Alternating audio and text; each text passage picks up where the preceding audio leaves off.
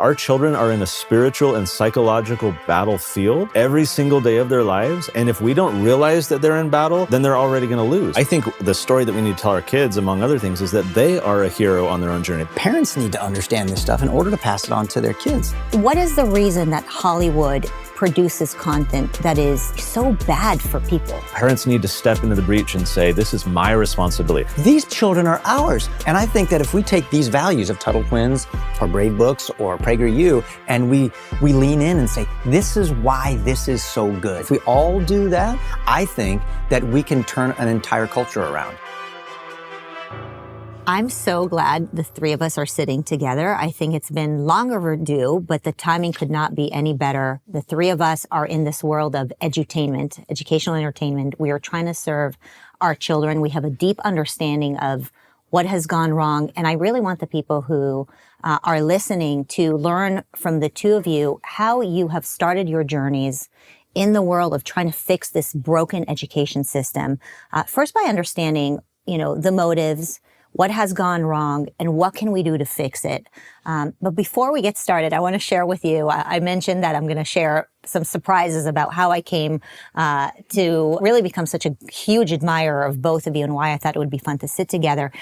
Kirk, you had a huge impact on me, and it's not from your Hollywood days. I know most people will come up to you. It wasn't my mullet back in the 1980s that wooed you were, you were definitely... That was my wife who was wooed. That was your Right, it was his wife, not Noah Streit's wife. We sat together and talked about homeschooling a few years ago. And I come from whatever you call the mainstream education system. So I have been taught or indoctrinated that homeschoolers are weirdos. And kids that are homeschooled are generally less able to communicate with different people, and they don't know how to integrate into society. What's going to happen if we send them into the world after they've been sheltered in their homes? And I remember confronting you with this question. And you said to me something that just completely shattered my belief. And that was, if you think about the real world and the way homeschoolers are raised, they're interacting with kids and people of all different ages. And if you think about the schools, they're actually in some sort of assembly line where they're only interacting with people of their age. And you're like, Marissa, the world doesn't work that way. When they actually go into the real world, they're going to interact with people of all kinds of different ages. The real world looks more like homeschooling and a lot less like what a public school looks like. Isn't that crazy? We can have, and I know just how you feel because I felt the same way. And we're given paradigms to think through, and often we don't question them. But once we question them, we're like, oh, wait a second. Like, okay, I just took that crazy lens away, and now I see reality. And there's other options. Yeah. So thanks for that. Connor, I have known about your work, Tuttle Twins, for many years. But I would say that the part that I regret not knowing about is how prolific you are. I mean, you have written so many books for grown-ups. I think of you as Tuttle Twins and now the Tuttle Twins Show. But I really want people to know that you have an entire institute dedicated to educating not just little ones, but grown-ups too. And I think it's so impressive and so important. And we kind of started this journey of PragerU and Tuttle Twins around the same time. Yeah. And what I love about our work is that we've always considered ourselves as partners and not competitors. I've always said here at PragerU, my goal is to create an industry. I don't want to be working forever. I don't want to be the only one doing this. I want to be working with partners. While we're all making kids books and we're all making kids content, there is no competition. The competition is the Marxist indoctrination on the other side that has so many resources that if we don't all come together, it's going to be very hard to win. Why don't we start a little bit with your background and what you do and what your institute does so people get a better sense of the enormity of the type of stuff that you guys do there. So thanks for having me. This is going to be a lot of fun. 2011, I started Libertas Institute, which is our nonprofit. And it was because I wanted to get involved. I wanted to make a difference. I didn't know how, couldn't really find any organization that I really resonated with. So I decided to start my own, not knowing how to do that. There was no manual for this. I had no clue what I was doing. And so it's traditionally like a think tank. Like we're in the business of changing hearts, minds, and laws. So we're trying to help voters. We're trying to help families understand how can we have a freer society? How can we actually limit the government and enjoy more rights? And along the way, I had 2 kids at the time. Let's see, they were about 5 and 3 when I went to Amazon one day in hopes of finding kids' books that would help me teach my kids about what Dad was doing all day long. Like, I was fighting eminent domain at City Hall. How do I teach my kids about property rights, right? Or how do I teach them about free markets or some of these values? And couldn't find anything. Amazon, there was a little bit about the Constitution, but this was 2013. There was nothing about these more like these principles, these values that we have. And I was floored. I was like, why? Like, this just didn't make sense to me that there was nothing. So talking with a buddy of mine who's our illustrator, my partner Elijah, we decided to just put out a book. And there was no vision of like anything that all of us are now doing, an industry, as you say. There was no vision of that at all. It was just a fun little project. But the response was so overwhelming. And to me, that was a signal of like, okay, we're on to something. We've found that little gold vein in the mountain that we need to now start to uncover a little bit more. And so we haven't looked back since. We sold over 5 million copies of our Tuttle Twins books now. As you said, we have a cartoon. But along the way, I've recognized that we're teaching these ideas. I think the magic of what a lot of us are doing with our books is that, yes, we're teaching kids, but the parents are learning as much as the kids are, because oftentimes they didn't learn in school. So I've now come to see our initiative or this industry as educating whole families rather than just trying to educate the kids. I love that. So good. Most recently, there was a video that went viral of, I guess, what you would call one of your disciples. There's the kid from Colorado. Jaden. Right? Yeah, this kid's a stud. He, for those who don't know, he was kicked out of school for having a Gadsden flag patch on his backpack, the yellow "Don't Tread on Me." And his teacher claimed that it had origins in slavery, which is absurdly and patently false. But they kicked him out of school. And this kid had been reading Tuttle Twins books for about 4 years.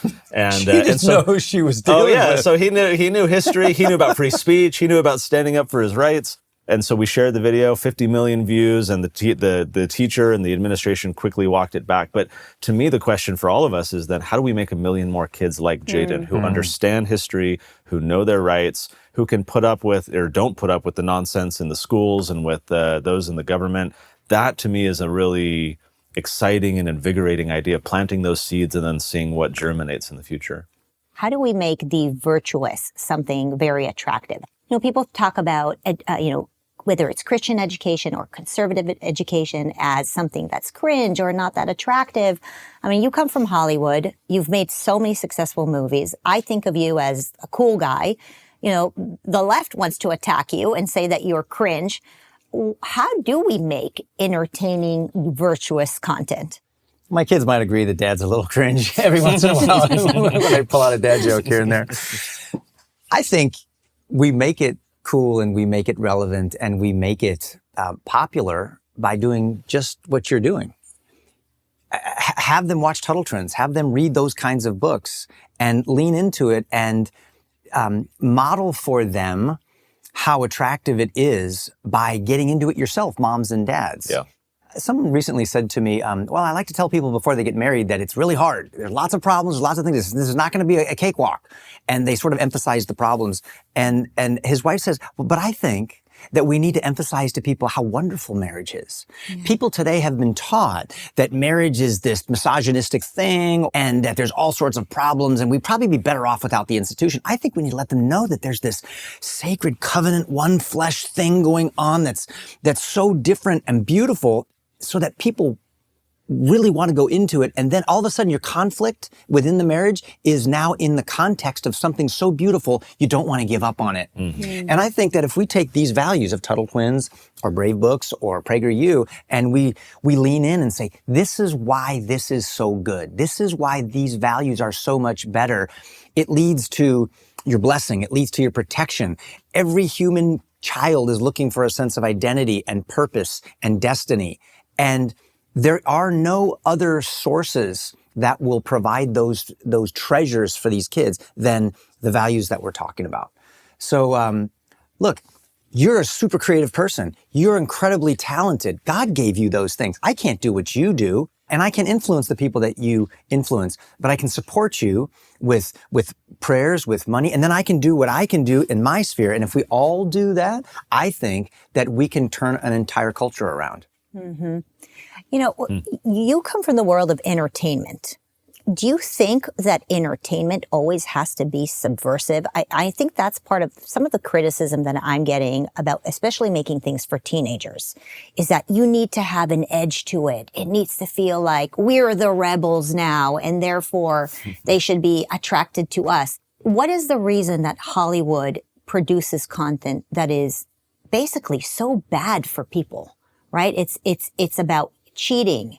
And it's about hurting. Is that what human nature is attracted to because they want an escape, where they want to imagine doing these bad things in order to feel, satisfied in one way or another? Or are we being sold that this is what people want, and there is almost like a marketing campaign around selling the subversive, and people actually want positivity and want virtue?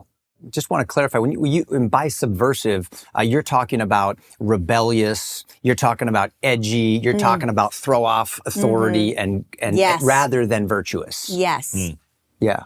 I don't know, what do you think, What bro? comes to mind is we put out a book a few months ago called The Tuttle Twins Guide to True Conspiracies. This one is written for teens, and it has 20 different conspiracies that are all completely documented, totally true. So when you ask about this kind of subversive, rebellious nature, what we found is that teens do like controversy, like all of us do. They do like some edgy stuff, but I think you can couch truth and good values in kind of this oppositional, adversarial type of context. So in our case, there are corrupt people, there are evil people, there are people doing these problems. You can learn about this controversial thing that they did. You're going to be more informed than most adults. You're going to develop critical thinking and realize, what they've done in the past, so you can help make sure they don't do it in the future. We don't need to preach at kids about like truth is important. Yes, we should preach to kids, but also like we can find other ways to say, we want to give these little cool nuggets that are almost exclusive that no one else really knows. And you can learn these, misdeeds or these challenges in the past or these things that we've tackled as a society. And I think there are ways to make it fun. When we do our cartoon in particular, the genius of what the Angel Studios team has done is that everyone in the writing room, except for myself, is a comedian. And so they have a long storied, career and background in just trying to find ways to make things fun and light and informative, even challenging complex issues. And so, half of them are poop jokes that fall on the editing floor that are always fun to listen to. But It's usually at 1:30 in the morning after a bunch of Chinese food. Totally. There's nothing else coming to mind. At the end of the day, though, like what we're trying to do is how do we make the ideas of liberty fun and engaging? So you're asking about how do we do that for teenagers that are really trying to navigate a society where, like you said, Marissa, they're being bombarded with negativity and with bad values, and those are being elevated.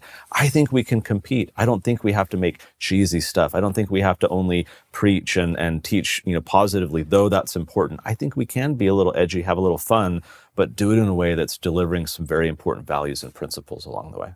It has been on my mind because as an educator, I taught many grades here in California. I've noticed that if you can't really inculcate values and virtues by 6th grade, it becomes a lot harder because the hormones kick in. It's much harder to talk to your kids about certain things.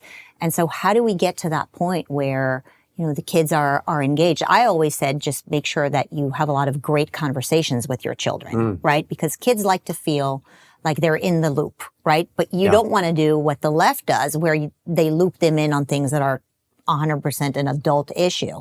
And so there's an interesting kind of tension between that. How do we loop them in?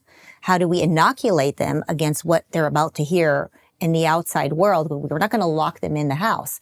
And so it's definitely a challenge that I think all of us are taking on in the edutainment space and the content creating space of engaging these teenagers and keeping them really entertained and focused and excited about the values that make for a better life, right? One thing to add, and I wonder, Kirk, if you can relate this to this with your own book, is that I've found when we do the Tuttle Twins books, parents want to do what you're saying. They want to have these conversations with their kids. They want to raise their kids to be good, well-functioning adults.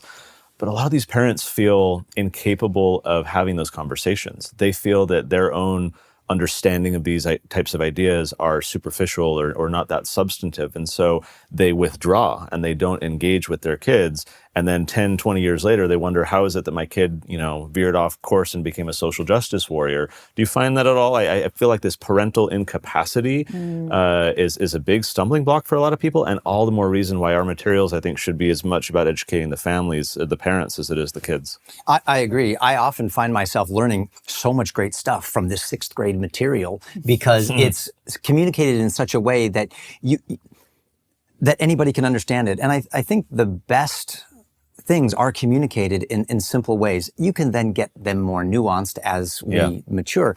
So the whole family education, I think, is critical because you're right. Parents need to understand this stuff in order to pass it on to their kids. And a lot of us didn't get the civics and the moral training that we needed when we were in school. You said something earlier that I wanted to point out, and tell me what you think of this. I think with regard to the kids wanting the subversive, they're after the rebellious, they want to dress all in black and, hey, I love Johnny Cash and I like a good black denim shirt too. But you know what I'm talking about, right? It's like the culture of death. I think that a lot of that is actually driven by a sense of rage and anger and hurt and loneliness and disappointment within the hearts of our teenagers because they feel ripped off by the culture that they have been fed. And the answers that they're being given to the questions that they have, big questions about peace in the world, about politics, about morality, about sexuality, about relationships, they're so unsatisfying and have led to such poor results that they're pissed. They're lashing out and they want to rebel, but they're not sure what to rebel against. And I think that what we can say to them is there is a real battle between good and evil that's going on in the world.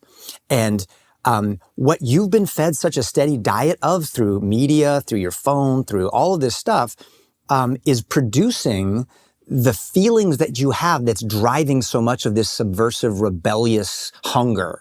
And what you ought to do is subvert that and go over here to where the values are the ones that produce love, joy, peace, patience, kindness, goodness, gentleness, faithfulness, self-control, healthy relationships, and a sense of identity and purpose. Kids will then, I think, begin to hunger for those things and protect those things. And that's going to make better moms, better dads, and they're going to want to teach this stuff to the next generation. There is a place for rebellion and subversiveness. We just need to be disruptive to the forces of darkness and subvert them. And I think the way we do that is by correctly identifying for our children what's making them so angry. And it's these values coming in from the dark side. So profound. When you describe this, I can't help but think about your personal story because, we've known each other for a while. And when you're in that world of Hollywood, it seems like you kind of realize that. You kind of realize that you had this like God-sized hole in your heart and realize that you could find happiness through faith and making the right choices as opposed to going the way that, many of your peers in Hollywood have gone where they continuously searched for meaning in I guess what we were calling the subversive way. It probably took quite a bit of courage to say, I can actually raise my kids and educate them and homeschool them. I mean, it's not a typical thing in California to be able to make that kind of switch. When Connor talks about parents have been told that we don't know how to educate our kids, I can relate to that. I was an educator myself, and I remember sending these subliminal messages and oftentimes very overt messages to parents. You don't know what you're doing. Leave it up to us. Drop off your children. We're going to know how to educate them. We're going to know what's good for them. And so it's no surprise why we have an audience of Americans who think that they don't know anything. And even if they knew something, they wouldn't know how to converse with their kids about it. But you went through this pivotal moment of having to stand up against a certain culture that you were surrounded by. And you just did a 180 on them. I was an atheist, not looking for God. I just was like, I don't need a big wet blanket on all of my fun, not interested in religion. And I don't feel like I made a big 180 or found God in Hollywood. I don't think God was lost. I think now that I was lost, he found me, and I'm not alone sitting here in California as a conservative, as a man of faith, I've got someone pretty powerful who is leading the way. And so I think we can stand with heaven. We can stand with what's right. And that's what gives me my courage. I feel afraid. I feel scared at times when you look at the size of the opposition. But just like David understood when he fought Goliath, Goliath wasn't the giant. The rest of the army thought he was the giant, but David saw someone much bigger than Goliath, and that was the God of Israel. And he knew it was game over. And that's how I feel when you're on the side of what's good and beautiful and true. God already has led the way, and I think I know how the story's going to end. I just want to be moving in the right direction, and I can have courage. Connor, when we talk about parents not having courage to step into their kids' education because everybody around them is telling them that they can't and shouldn't, what are your thoughts on that? I think parents are capable of far more than they think they are, but I think it's also a problem where they have been misinformed about what it takes to homeschool. So you guys homeschool, we homeschool. I speak often at homeschool conferences, and my main message that I say, usually to the moms, because it's usually the moms that are kind of bearing that burden in the home of educating the children, is that too many women, homeschool moms, think that they need to be the knower of all the things, right? And they'll think, oh, well, I was bad in biology in school. Like, how am I going to, my kids are going to fall behind. I don't want my kids to fall behind. I want the best for them. Therefore, I shouldn't be teaching them because I'm not competent in X, Y, or Z subject. And what I tell in response to these moms is you don't need to be the knower of all the things. That's not what true education is. The root of the word is to draw out, not to cram into a child's mind. So good. And so you don't need to be the knower of all the things. You just need to be good at Googling. Everyone is good at Googling. When your kid comes to you and says, hey, I don't know how to do this, or this is broken, or I want to learn this, great. How much more amazing is it when your child asks you that? If you say, well, where would we find that? How do we, let's learn together. Let's go get a book in the library. Let's watch this video on YouTube or whatever. And you start to model for them what education looks like, that it's not schooling behind a desk and then you're done and then you don't have to learn anymore. No, the world is a, constant classroom environment in which we can learn. And so we need to model for our children, whether you homeschool or not. Especially if you don't homeschool, you need to model for your kids that this little experiment of schooling you're going through will have its conclusion, but you need to become a lifelong learner. And here's what that looks like for me as a parent. All the more reason why I think we as parents need to be modeling that behavior. We need to be lifelong learners ourselves. But too many parents self-deprecate.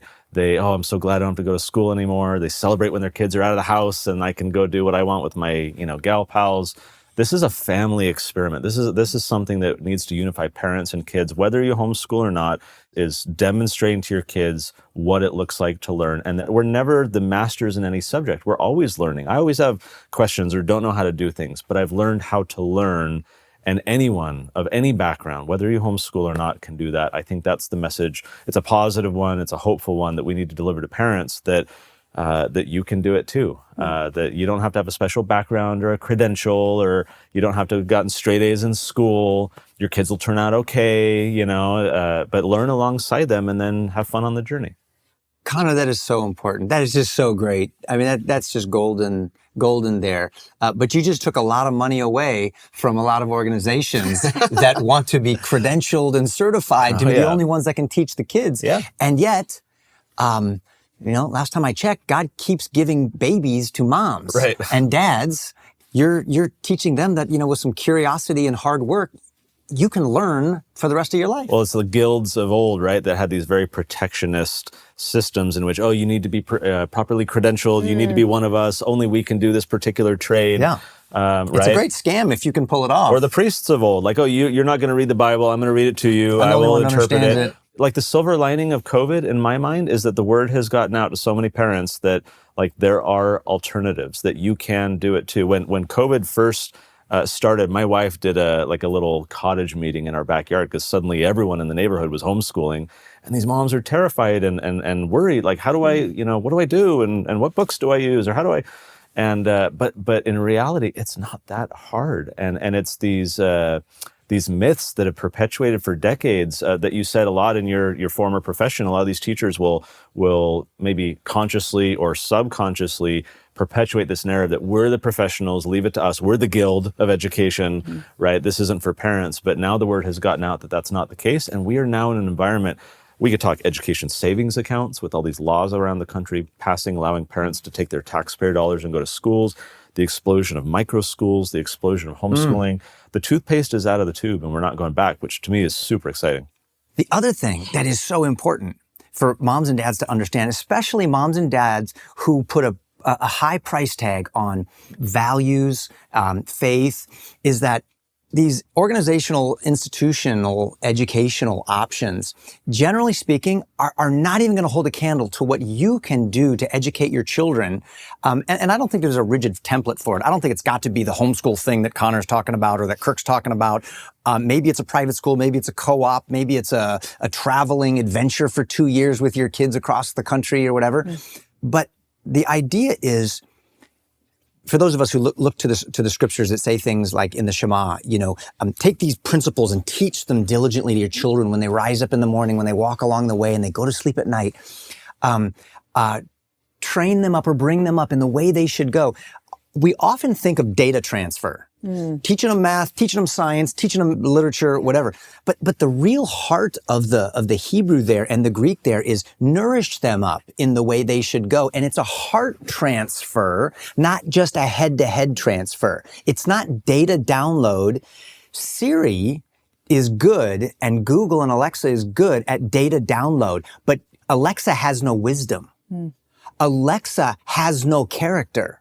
You do because you're a mom. You do because you're a dad. And that heart transfer of values to your children happens in almost a magical way in the context of a parent-child relationship that can't be duplicated any other way. It's impossible. I think there's something that both of you are saying that I'm not sure if the listeners understand how deep this is. So I want to clarify and make sure that I understand. When we think about education, we think about a set of standards that every child needs to learn at every single age, right? In order to essentially matriculate. They need to learn this amount of math, this amount of literacy, this amount of science in order to be a successful citizen. Yeah. Is what you're saying that this stuff is not necessarily needed? Are our kids being held hostage by these set of random standards that have been created essentially by the government to tell parents that they need this stuff, even though they may not need it? Is that the argument? And then overwhelm parents so they think that they can't actually teach these things because they're not experts in any one of these random stuff. And you're saying this stuff is data. Some of the stuff they should know and some of it they shouldn't know. Is this the big scam? Is the scam that we've been told that they need to learn this bucket of content that we actually don't really need because the world is changing? Like, explain this to me, because, I mean, do you understand how huge this is? This is the scam of all scams. Marissa, you just pulled back the curtain and exposed the Wizard of Oz as the little man spinning the wheels. Well, it's very the great and powerful Oz. You need me. You need me. All right, no, people who are watching this are going crazy right now, okay? They're throwing stuff at the screens because we are basically saying, you don't really need to learn all these things that we're paying $40,000 a year to assess whether they're passing. Let me pose the question to you, Marissa, or not even a question. Fill in the blank. I'll say the first half of the sentence. You're a former teacher. You should do fine at this little pop quiz. Okay. Mitochondria is the powerhouse of the cell. Okay. Most of us had to memorize that in like third grade biology. That's the one or thing, whatever. the only thing we remember. Yeah, or like the quadratic equation, like all these things that are drilled into kids' heads. I remember when we first started homeschooling, as most homeschoolers do, my wife is like, well, what do we teach our kids? How do we do this? Yes. There's a book series out there that I don't want to like demean or attack, but it's called What Every Third Grader Needs to Know, What Every Fourth Grader Needs to Know. Hirsch. And it has, the whole series. And it has a lot of informative stuff. But I challenge its premise because not every fourth grader needs to know this packaged set of things in the same way at the same time. My belief, Marissa, is that education is far more powerful in the informal moments of life than it is in the formal moments of life. When you sit a kid down and say, here's your worksheet, Here's your assignment. Here's your curriculum. I'm basically forcing you, even if you're homeschooled, like I'm telling you, you're going to learn this stuff. Compared to, I'll give you a little story. We had a dad reach out to us a couple months ago, and he was in the car listening to like NPR, and this panel of people was talking, including an economist from the local university. They were talking about inflation. Hot topic. Everyone's talking about this right now.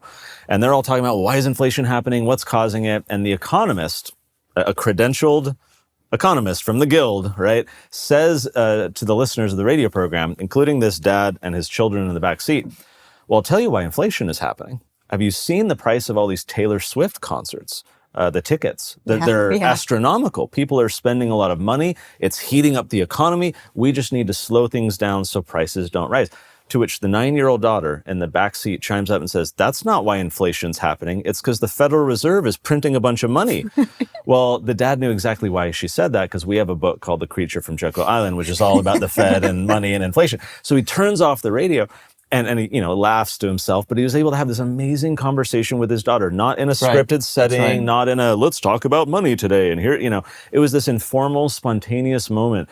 And as he tells the story, it's very clear to me that girl will remember that conversation and that insight and observation for a very long time. I think what we as parents need to be doing, again, regardless of the schooling situation that you have with your kids, is exploiting those informal moments, leaving good books out for kids to just stumble upon, looking for the little moments in our daily life where we can hook in some value or some observation. That's going to, I think, sit in their hearts and in their minds far longer than formal curriculum that we put them through. Kids have a natural curiosity about things, and when they're interested, they find out how to do it. They figure it out and they get it done.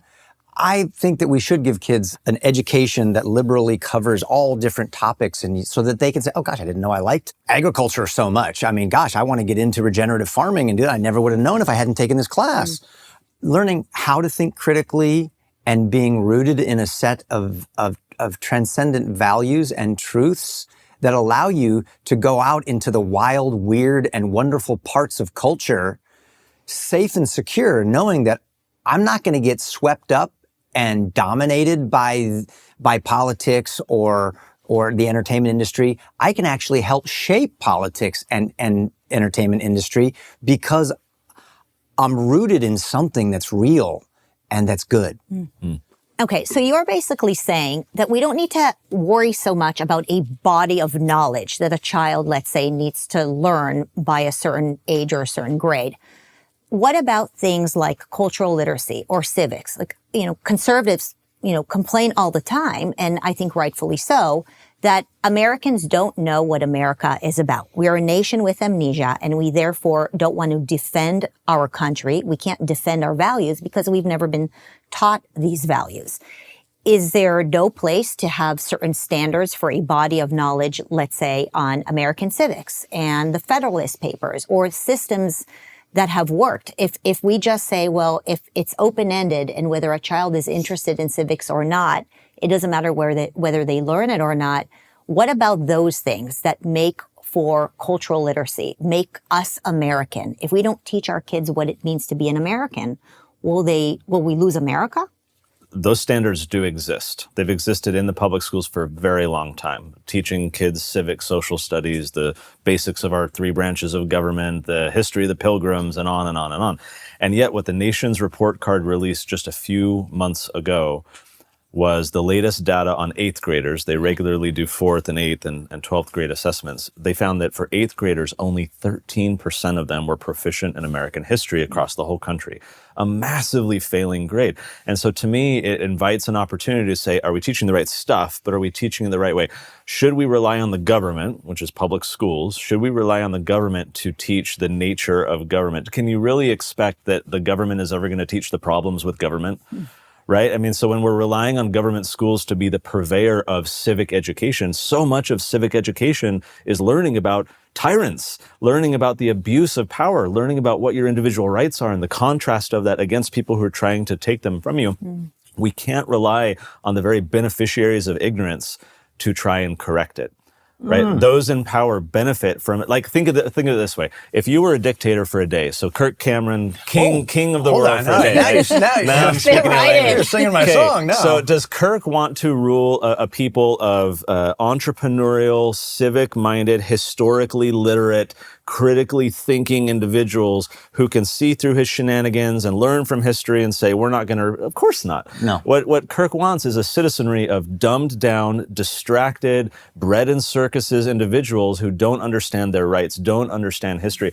So my contention, and we started writing some American history books for Tuttle Twins specifically for this reason, is that we can't leave it to the public schools to do civic education. We can't trust the government to teach about the problems of government. We need to directly empower parents and kids in the home to be learning these stories and this history themselves.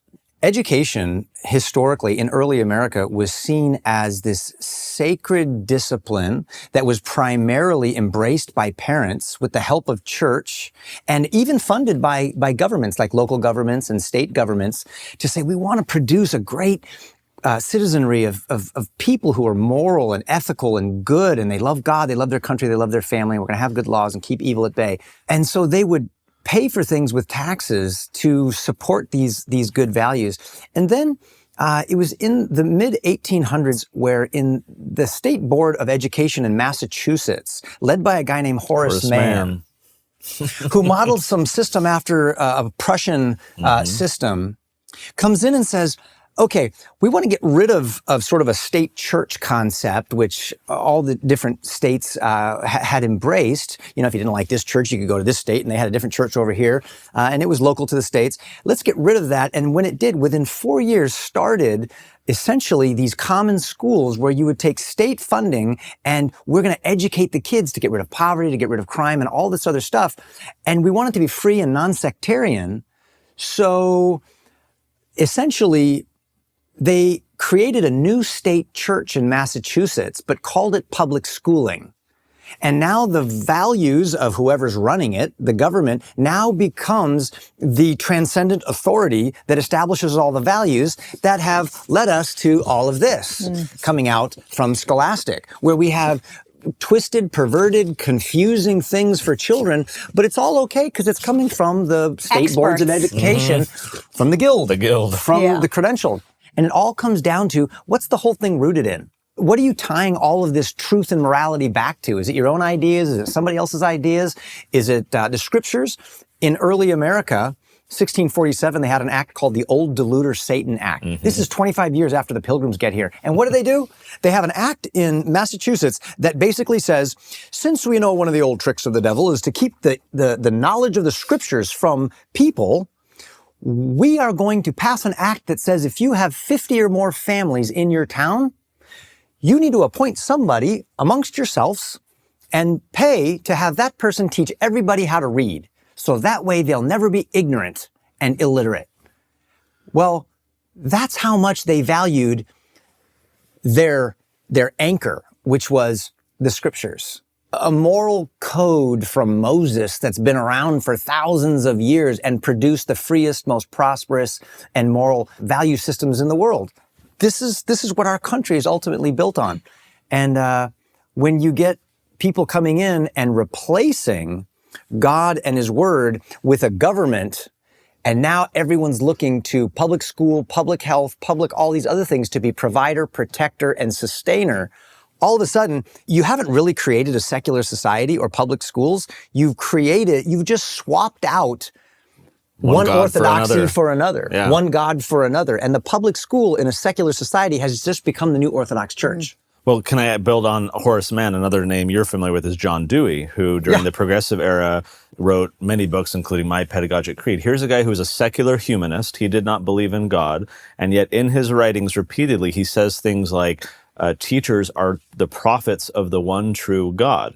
Well, why would someone who's a secular humanist use language like that? To him, government was the God. The state was the deity. The prophet, the teachers were its prophets and its emissaries to the people to convey its ideas. I was speaking with a group of parents recently, and a mom during the Q&A said, she listed off all these problems, critical race theory, Common Core math, social emotional learning, gender battles in the library books and everything else. And she said, the schools are broken. How do we fix them? I politely disagreed with the premise of her question. I don't think the schools are broken. I think they've been perfected on a flawed design. When you go back to the Horace Manns and the Prussian and this very authoritarian model, what did they want to do in Prussia? They wanted to raise good soldiers. They wanted an obedient citizenry. Rank and file, obedient. Very much. They were a very militaristic country. Here in America, it was kind of transmogrified into more of an industrial aspiration, right? We wanted people to be able to do their little widget on the conveyor belt assembly line at the factory, and we have this huge boom in America. And that you go like 100 years ago to a classroom, it looks no different than the classrooms of today. We're educating kids for an economy that no longer exists. And so my contention is I don't think the school system is broken. I think it has a certain nature and design to it that if we go back and learn from the Horace Manns and the John Deweys and others who were trying to build this design, we learn that these guys were collectivists. Horace Mann in particular was an abject racist. He did not like that America was this tapestry of different ethnicities and religions and values and cultures. That's why the common school concept was something that he drove, because he wanted one American system. He wanted to homogenize everybody. So you as a parent, us as parents, like we don't want our kids to be homogenous cogs in a machine. We want to embrace their individuality. We want to support their unique talents and preferences. And so my invitation to parents, look, sometimes you got to go to public school or there's I'm not kind of anti and saying everyone needs to flee, but it has to be an intentional decision with eyes wide open, recognizing that, like Vadi Bakum has this quote where he says that, can Christians really be surprised when they send their kids to Caesar's schools and then they return home as Romans? So it's like if you're sending your kids into battle, psychological, spiritual battle, at least realize what you're doing and be that much more intentional in the home to kind of undermine or counteract what they're getting out there in this system. The problem I think we face is a lot of parents just think of it as a delegation. They do the schooling, I do the fun or the discipline. Or I feed them and bathe them. I feed them, that's it, wash my hands. No, parents need to step into the breach and say, this is my responsibility. I may get help from other people, I may outsource it or get some delegation going on, but it's my responsibility. I have to be engaged in the formative upbringing of my children rather than surrendering it to people who probably have wildly different values from what I do. Wouldn't this be a crazy concept? What if the government actually saw all the children as belonging to them and they wanted to actually just have you put a roof over their head, feed them, make sure that they're getting good sleep so that you could send them back to them to be brainwashed into becoming little lemmings for the government state? And have you pay for the educators? Well, why are you saying what if? That's actually what's happening. Sounds like a dystopian That's novel. exactly what is happening. We're actually paying for the very things that we're saying we're enraged over. So here's what I want to say to all of the parents. And these are good parents. These are concerned parents, responsible parents showing up at school boards. And we've all seen the videos where they're railing on the school board going, this is the stuff that you're showing. And they start to read it and the cop comes over and shuts it down and says, you can't do that. It's inappropriate. But wait a minute, this is for the kids. This is in the library. What I want those parents to do is say, wait, stop. Your point here, there's a fundamental flaw in the design of this whole structure right now. I want the parents to turn their back to the school board and face all of the other parents who are sitting in the seats behind them and say, what are we doing? Leave. These children are ours. Why are we trying to convince these guys? Let's take our children home. Don't drop them off here for 7 hours a day. This is on us, guys. Yeah. Not on them. Especially with the colleges now, right? Where That's right. it should be so easy to just leave. You don't even need the babysitting anymore. Yeah. They're at least living out their worldview. Right. They're at least living out what they say they believe, and they're doing a really good job. And we're accomplices to it, sort of unknowingly or just ignorantly. I think what we need to do is say, who are we? What do we believe about children and education and culture?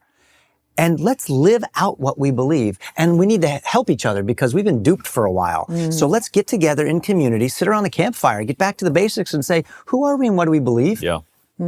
Get out my Declaration of Independence or my Constitution or my Bible and say, let's just read and talk together. And I think we can make huge headway.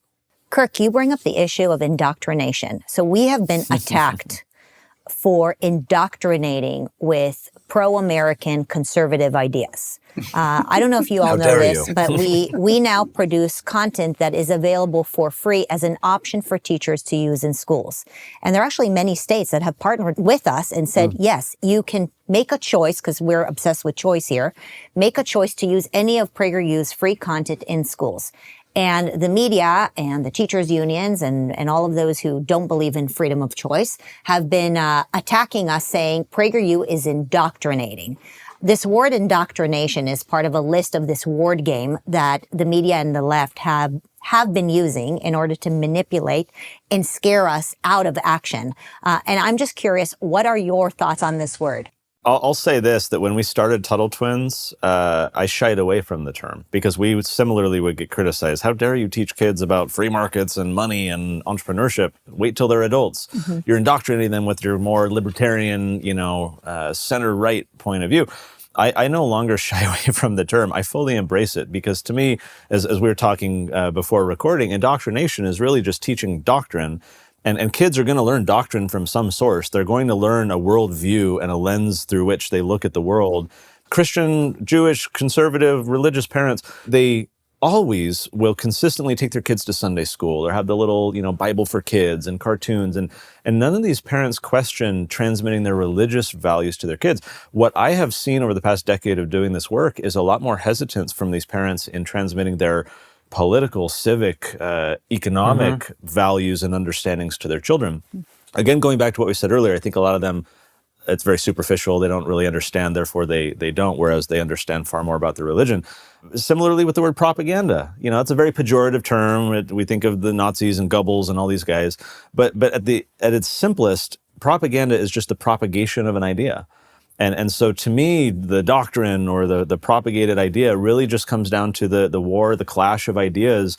And those of us who believe in freedom, need to be competing for the hearts and minds of our children by supplying them with these ideas in formats and ways that are going to be appealing to them. Otherwise, we're just ceding, control and influence to people who have totally different values. So I say, bring it on. Yes, we're indoctrinating. Yes, we're propagandizing. So are you. So are they. So is everybody. To your point about the public schools, the government is conveying this quasi-religion. At the end of the day, someone is teaching that something is truth. And if we don't get in there and compete in that conversation, we're going to lose. So why not compete? Yeah, much of the criticism against us has been, well, if you're teaching that capitalism is good, in order to not indoctrinate, you should also teach that socialism is good. And then, I'm like, what? Equal airtime for different ideas, right? That is the way to make them happy. Yeah.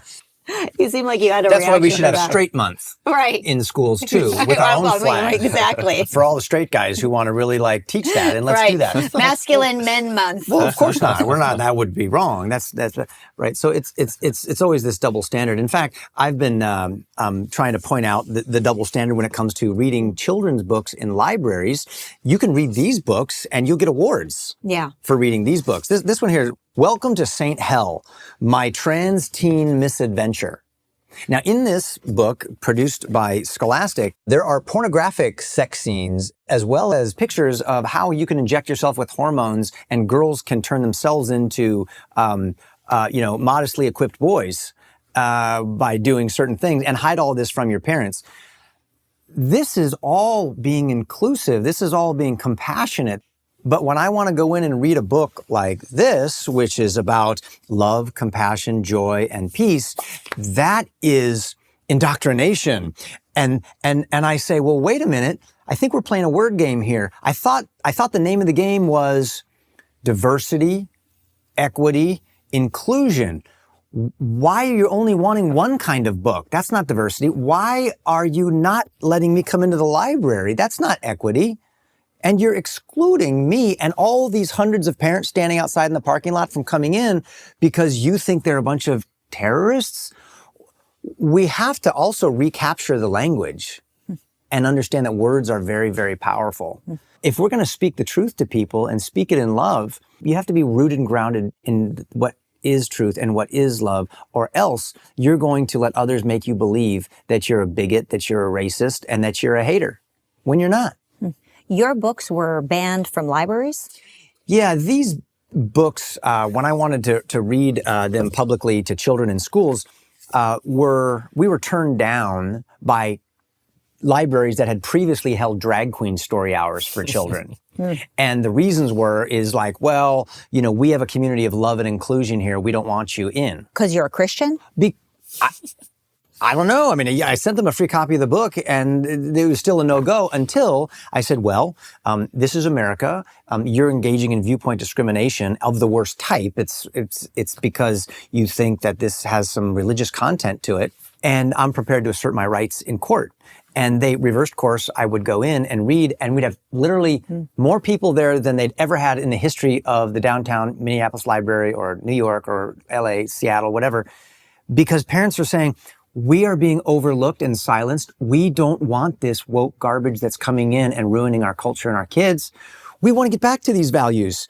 And so the opposition doesn't go down easily. I think they're going down, but they're not going to go down without a fight. And so we had the American Library Association. This is like a whole organization getting grants from the federal government who was giving seminars and lectures to teach library directors how to stop parents from coming into libraries to read wholesome books like this.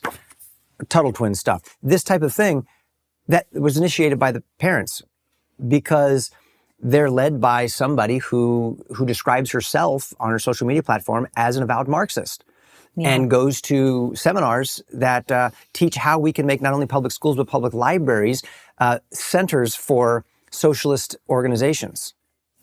And we're paying for her salary. salary. And we're paying for her salary. So what we need to do is what Jared, is that his name in Colorado? Jaden. Yeah. He says, that's not what America is all about. Yeah. That we have something called free speech, and we have freedom of assembly, and we have all of these it's when things. you threaten the exercise of your rights to go to court when they back down. I think we need a lot more of that from parents, and which I would argue requires that those parents understand what their rights are. Jaden understood, which allowed him to stand up. That's why the parents need to be learning as much as the kids. Otherwise, they won't be able to assert themselves. That's right. And that's just loving your neighbor. That's not being a controversialist. That's not being a whatever we want to call it, a pot stirrer. No. We're supposed to be creating the culture, everybody. And if it's gone sour and bad, if it's turning rotten, we have to remember it didn't used to be like this. It happened on our watch. And I know that the biggest part of the problem is the guy I'm looking at in the mirror. I need to take personal responsibility and lean in. My goodness, if not for me and the people who laid down their life, like my grandfather in World War II and others, how about for my own kids? They've got a future in this place. It's probably the most important thing that we teach at PragerU is personal responsibility. Everybody waits for somebody else to do the fighting for them. And then they wake up one morning not understanding why everything went downhill that way. You bring up this issue of book bans, and we get attacked for encouraging parents to essentially ban pornographic books from schools because we think that there is a certain age where, in a certain place, where it's completely unacceptable to bring in books like these into schools.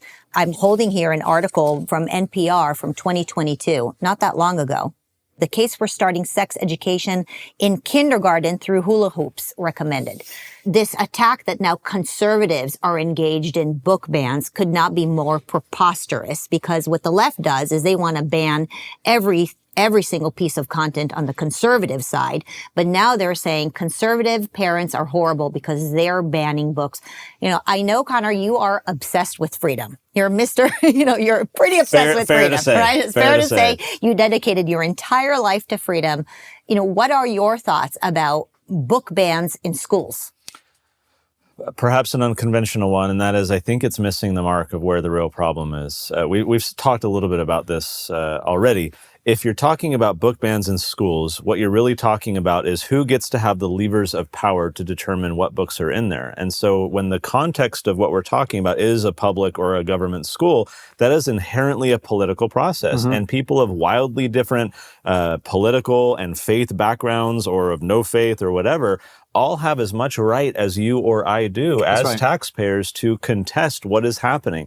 So you might lament that the community makeup, because people are moving in from some other neck of woods, that the community makeup is changing, and now the people who disagree with you are more in number, and therefore they can go to the school and say, we want the boys to be able to compete as girls in sports, or we want these books in libraries.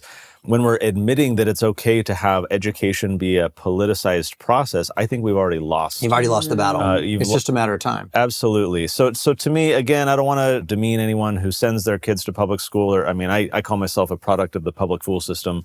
My parents, like you, thought homeschooling was weird, and so they never even entertained the idea for me. But to me, I think we need to rescue a lot of these kids who are in an environment that is extremely political. My family, for the better part of a decade, have been part of a homeschool co-op. Bunch of families coming together, share resources. Rather than a mom who wasn't good in biology teaching her kids science, there's a mom in that group who was good at biology who can teach science to all the kids. So they're almost like mini micro schools, but with people of shared backgrounds and faith. You don't see any of this in there. There's no combat over what books there are going to be. Or it's a non-politicized process. And what we find is that as parents leave a political process, education process, and come to a non-political one, it's like a breath of fresh air. Oh my gosh, I don't have to be in combat mode every day. I don't have to fight people who have different values. So to me, it's that we've gone down this path that too many people take for granted. It's just what you do. It's natural. It's common. Again, I thank Fauci and all of them for driving as hard as they did through COVID, because it has enlightened so many people that there are alternatives. And again, even at the end of the day, if your kids are going to public school and that's the environment for you, I think intentionality is key. I'll share a very brief story to support that. After the Hungarian Revolution, the Soviets came back and crushed the rebellion. It was only a few days old. These people started a radio station. They were really trying to form a new government because they had repelled the Soviets. But the Soviets came back. They crushed the rebellion. All thousands of families fled Hungary and went over into Austria, crossing the bridge at Andau. And in Austria, there were all these interviewers, journalists trying to, hey, tell us your story. We want to learn what's happening in Hungary. And there was this family that had two little kids. The 11-year-old daughter, Vera, was kind of a spitfire. She was, those teachers are liars. They were, propaganda in the classroom. I didn't believe any of them. And this girl is, interviewers like, wow, They turned to the mom and they said, how is it that you have a daughter that's like this? Because all the other families that we've talked to, the kids are sunken, hollow versions of themselves. They've been dumbed down, but your daughter's on fire. What's going on?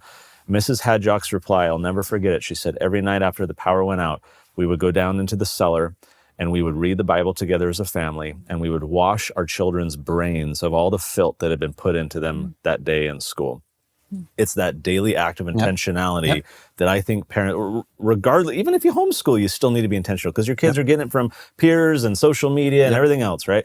It's the intentionality of the parents. It's realizing that this is a daily battle, that our children are in a spiritual and psychological battlefield every single day of their lives. And if we don't realize that they're in battle, then they're already going to lose. We need to fortify them with body armor, with weaponry, knowledge of the enemy, how to defend themselves in this, war that they're in. And I don't love using the war language, but the stakes are very high.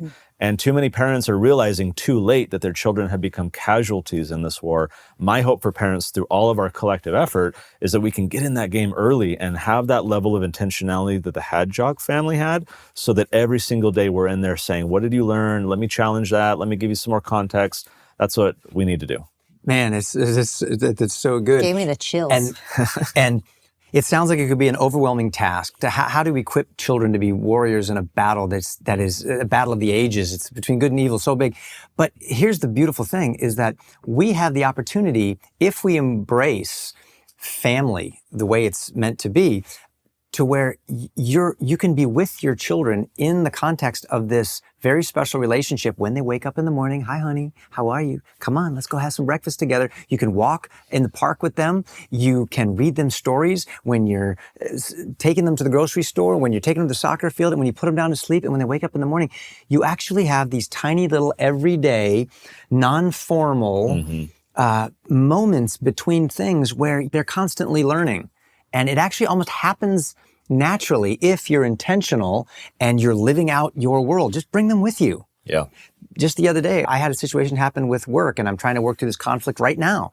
And it's an uncomfortable situation and a phone call that I've got to make. And I don't want to have it, but I pulled my son into it and said, hey, what would you do if you were in my shoes? He's like, well, what's the deal? And I explained the situation. That's not something he's going to learn in a classroom, but in real life, in the in the space between the lines of what is going on, he actually had the best advice for me. And he's not even going through it, but he learned the lesson. And one day, that wisdom will speak back to him because he'll remember what he learned just in a casual 24/7 everyday talk with his dad. It leads me to my next question, which is, how do we teach critical thinking and problem solving? I think, as you mentioned, this behemoth beast that doesn't wish our kids best teaches kids how to think in terms of boxes and assembly lines, not as problem solvers, right? They're going to learn math the first hour of the day, and then they're going to learn literacy the next hour of the day, and they're not going to even know how those things even connect. Where the example that you bring up with your child, it's a real world example where everything is connected. So, I run a company with 150 people, and oftentimes the younger folks that come straight out of college, they have a real hard time connecting things. They're used to thinking in terms of boxes. And the people who work here at PragerU are real superstars. I do see residues from the environment which they came from. And part of it is the first few weeks of working here at PragerU, we almost have to undo the training that they received in the formal colleges, where we say, well, no, not everything is just a box of your job description. Think about a farm, right? If the cows are your responsibilities, you don't let the chickens die at the same time, right? You've got to think holistically. That, to me, is what critical thinking is. How do we teach critical thinking, and how do we measure that we're actually teaching that? That's a very tough one, because I think a lot of parents struggle with that. And there was actually a survey that was done a few months ago trying to get parents to evaluate what they prioritize in their children's education. Why do we educate kids, K through 12? And the top two answers that they gave, they ranked about 50 different reasons, college and career readiness and all this stuff, which ranked very lowly by parents, interestingly. The top two were practical skills and critical thinking. So when I speak to parents, what I find is kind of what you're asking, Marissa. There's this high degree of interest in critical thinking for the children, but not a lot of follow through and implementation because parents struggle to understand what that actually looks like. I think what you did with your son is a perfect example of it. It's identifying in just life practice, having those discussions and saying, what questions should we ask about this? What am I not thinking that I should consider? Those moments, which are in abundance, are going to be spontaneous. They're going to be more powerful. We had a parent email us. They were walking through the grocery store chip aisle, and it was a dad and a daughter. And the dad turns around, his daughter's no longer next to him, looks back, and the daughter's standing in front of the potato chips. He walks back over to her, honey, is there a problem? And she's staring. She's like, Dad, I get it. I now understand. This is a wonky term that we use in one of our books. She says, I now understand spontaneous order. And it's this economic principle where for, let's say, potato chips, there's no president of potato chip production saying we need this many wavy and this many ridged and this, many baked, right? That's the spontaneous order of a free market where individual choice leads to abundance and prosperity and variety and everything else. And so this girl had read in our book this principle that probably at the time was maybe abstract or not as relevant for her. But here she is having this moment where she finally has that light bulb aha of like, oh, that's what it means. Like there's no one in charge, and yet we have all these amazing things. That's how the free market works. And the dad, again, was like with the inflation story I shared earlier in the car, the dad was able to build upon that and challenge her and say, well, what would happen if there was a potato chip czar? Right? What do you think would be the end result of that? Or, why do you think in the past when there has been central planning of an economy that there haven't been abundant resources? And starting to just ask those questions. So again, for parents, like to be a good homeschooler or a good educator, all you have to be is a good Googler. I think every parent can improve and do just fine in asking questions. The Socratic method of education, right? Rather than, I'm going to teach you all these things. You're a fourth grader. Every fourth grader needs to know this. So do all these things and read all this stuff. No, just ask your kids questions, challenge them. Especially as they get older, they love to have an opinion. They love to tell you what they think. Lean into that. Don't resist it and be like, oh, I hate being asked why. I was asked why 18,000 times when you were younger. So just go read and learn. And no. Instead, ask questions, engage in dialogue, just like you did with your boy. I think that's how you develop critical thinking. You don't need a critical thinking curriculum. You don't need a guide and a workbook. Just have these conversations and ask these questions of your kids, and that will emerge spontaneously. I think it's so simple and so profound, because you see families, they have that same assembly line at home, right? The child goes to their room, the other child goes to their room. The 11-year-old has the things that the 11-year-old wants to do and the toys that an 11-year-old wants to play with. And that siloing and boxing within the home is another one of those examples of how you don't get to really, create that Venn diagram of life where things kind of overlap. And this opportunity where you genuinely asked your child their opinion, what a special opportunity is to bring all those fibers together and think critically. And it could be as simple as, parents of 11-year-old or 12-year-olds just engaging their children in some of their life's decisions. Why not? I want to connect a thread that both of you made, and that is this idea, I guess your answer to Marissa about homeschooling, of having different ages mixed together. There's a phenomenal book called Free to Learn by Peter Gray, in which he talks about how, as you mentioned, bringing your kid along and having them learn alongside you. Throughout history, kids learned by modeling the behavior of their elders, their parents. They played adult, right? I'm going to be a cook. I'm going to be a warrior. I'm going to be a little farmer. And they play, and that's how they learn. And the modern schooling experiment compartmentalizes the education process and deprives kids of gaining access to that information and that experience that they would by rubbing shoulders. And so, again, even if you don't homeschool, you can be intentional about saying, okay, I'm a web developer. Hey kid, I'm going to teach you HTML. Come, you like Pokemon? Let's build a little Pokemon website. You can bring your kid alongside you in your own profession and your own knowledge, and they're going to learn far more than they would in those formal environments. But that's something any of us can do, no matter our background, I think. You wrote a book with our friend Corey DeAngelis about mediocrity. I'm not a fan of mediocre stuff, and so that title was great. How do we expect more out of young Americans and out of the guides of young Americans? So the background here is that recently there was a group called the National Commission on Excellence in Education. They spent 18 months going around the country, talking to parents, educators, reviewing curriculum, trying to understand how are America's schools doing. And at the conclusion of their little study, they published a report called A Nation at Risk. And in that report, they warned that America's educational foundations were being eroded, they said, and I'm quoting, by a rising tide of mediocrity. That if a foreign government, they said, had attempted to impose upon America the very mediocre educational performance that now exists today, we might have viewed it as an act of war. As it stands, we've allowed this to happen to ourselves. Now, the reveal here is that I fibbed a little bit. This group did not recently do this study. This was back in 1983. Corey and I did this book on the 40th anniversary of that report, highlighting in each chapter 40 different ways in which today's schools are perhaps sub-mediocre, we might say. So how do we not tolerate that? One fun experiment, we shared in the book, but you can go Google it, is you can go search for 1800s 8th grade test. And there are a whole bunch online that you can find. And what you'll find as an adult who has been thoroughly schooled through high school and college and everything else is that you can probably only answer 20% of those questions.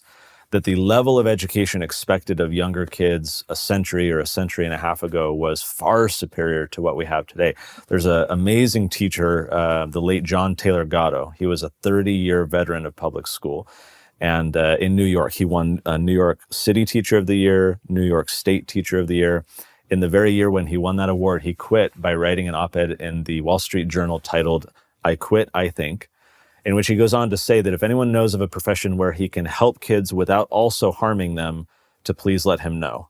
He quits teaching. He starts writing a bunch of books. One of them is called Dumbing Us Down, The Hidden Curriculum of Compulsory Education. That book was one of the most eye-opening reads for me, a product of the public school system, to realize, oh my gosh, this is why I struggled in school. It was not honoring my individuality. I was not learning from other people. I wasn't allowed to explore what I was curious about. I was being forced to learn.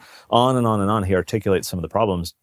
And so you asked the question, Marissa, about how can we as parents expect more than mediocrity? I think going back to that 1800s exam, we need to elevate the expectations of what we expect young people to learn. We can't settle with, what every third grader needs to know, because that's just the bare minimum. We need to elevate their interest. We need to spark their curiosity. We need to get kids excited to learn and excel far more than what's expected of them just in the normal process, which is such a degraded standard compared to where it was. But again, that starts with the intentionality of the parents. Do I expect my kids to just get straight A's in, 8th grade and that's enough? They're a good student? Or do I realize that even if they're getting straight A's in 8th grader, that's probably not nearly good enough? Not that they need to go take a bunch of tests, do a bunch of homework, and be a good student, but that they're not being challenged sufficiently to become a good citizen, historically literate, critically thinking. A lot of that just happens in the home. And so I think, again, the answer is the intentionality for the parents to demand more of their kids, which requires demanding more, I think, of themselves too. And the other thing where my mind goes, being in the entertainment industry, is to understand that we're all part of a story. Every great movie, every great song, every great poem, there's a story involved here, sure. And there's relationships going on here. And I think that one of the things we need to do for our children is let them know that they're part of a story much bigger than themselves that is actually exciting to them. If we teach our children that they're nothing but animals that need to be drugged with medication so that they can concentrate, it's very discouraging. But if we let them know that you are a beautiful creation of God, you were designed with a purpose, on purpose, for purpose that is bigger than yourself. And together with your gifts and talents, opportunities, resources, and relationships, we can actually begin to turn things that are broken and heal them. And we can begin to bring a little bit more of heaven to this little corner of hell on earth over here. And we can begin to see things come back to life, like the Lion King. Remember when Scar was in charge? The Pride Land had turned all gray. It was the land of shadows. The hyenas were everywhere. And it was when Simba finally realizes who he is. He comes back and defeats Scar. The Pride Lands are able to come back to life again because the good guy's back in charge. And I think if we give our kids a story that they see themselves in and say, let's put the right set of values back on the throne, ruling from Pride Rock, maybe the Pride Lands can actually have color and life come back into them. And you are an essential part of making that happen through personal responsibility and hard work. Can I add on that? I love what you're saying. And you're probably familiar with the hero's journey concept, this amazing concept, Joseph Campbell, right? That through the thread of all these big narratives and stories, there's this kind of common formula where everyone's on a journey. I think the story that we need to tell our kids, among other things, is that they are a hero on their own journey. They're not a cog in a machine. That's right. They're not a lemming, as you said earlier, right? They are a hero. They are on a unique journey to vanquish whatever foes will stand in their way. As their parent, a parent of my two kids, I have no idea what that journey is going to be, right? And so they need to get a tribe, a council of supportive, colleagues and friends around them to support them in that journey. That's very invigorating that the kids can go vanquish those foes, and we'll be there to support them. And I think that's where the fathers of medicine, the fathers of science, the trailblazers, that's why they did what they did. Why would somebody dive into the world of medicine when they just thought these were, these diseases came from demons or they came from bad spirits and other kinds of things, or digging into technology or thinking that you can explore the pathways of the sea or go out and figure out what a black hole is and go to the moon. These disciplines came from men and women who were inspired by a much bigger story that God made a whole world for us to explore and to exploit for good and truth and beauty. And so it compelled them to rise above mediocrity, to use the word you're talking about, and strive for excellence. And they believed that there was great value and purpose in doing that. This wasn't just going through the motions. I love it. It's good stuff. Well, these are dark times, but I feel so energized just, coming together, building this industry, focusing on positivity. We have so much content to share with the world. And I hope people will just really lean in and take advantage of everything that we're doing. It's here. We're here to serve them. We're here to serve our country. And I just love that we're in partnership on this work together. America has gone through tough times before, and we persevered. And I believe in us. I believe in the American DNA. And I think that there is a great revival here. And I just look forward to continuing to serve alongside with both of you. Thank you. And thanks for having us. This was a great conversation. Yeah. Thank you. Thanks.